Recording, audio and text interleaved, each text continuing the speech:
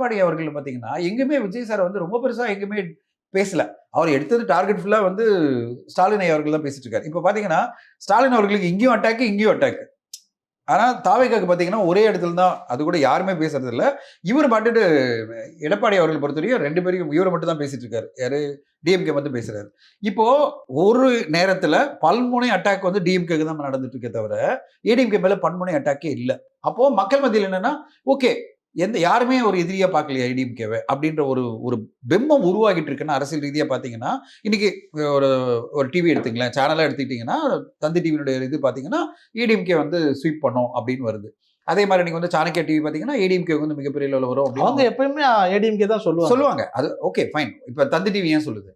தந்தி TV வந்து இன்னைக்கு வந்து அவ்வளோ பெருசா ஸ்வீப் பண்ணாங்கன்னு சொல்லும்போது, அப்போ ஒரு நெரேட்டிவ் ஒண்ணு ஏதோ ஒர்க் ஆகுது அப்படின்ற மாரி தோணுது. இது எல்லாமே நான் சொல்றது ஒப்பீனியன் போல் தான். ரியல் நம்மளுக்கு தெரியாது. இந்த அண்டர் கரண்ட்ல நடந்துட்டு இருக்குன்னு தான் சொல்றேன். இப்போ இத வந்து நான் வந்து முதல்ல ஆரம்பிக்கும்போது சொன்னது தான். இது ஆட்டோக்காரங்க பேசும்போது, டாக்ஸி டிரைவர்ட்ட பேசும்போது, பப்ளிக் கிட்ட பேசும்போது, நான் என்னுடைய செக்யூரிட்டி எல்லார்கிட்டயும் நான் பேசுவேன். வேலைக்காரங்கிட்ட பேசுவேன். அவங்கலாம் சொல்ற ஒரே வார்த்தை, "சார் நல்லா பண்ணாங்க சார். நெறைய சப்போர்ட் பண்ணாங்க. பஸ் ஃப்ரீ இதெல்லாம் பண்ணாங்க. இவருக்கு ஒரு சான்ஸ் குடுத்து பார்க்கலாமேன்றாங்க இப்போ."